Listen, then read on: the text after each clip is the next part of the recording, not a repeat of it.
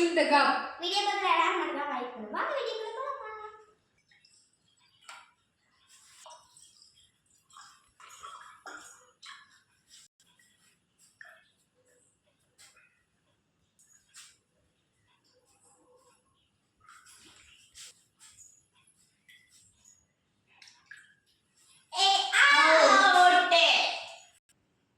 ஒரு ஆள் அவுட். இப்போ நாங்க ரெண்டு பேரும் இருக்கோம். இதுல யார் ஜெயிக்கான்னு பாப்பா வாங்க.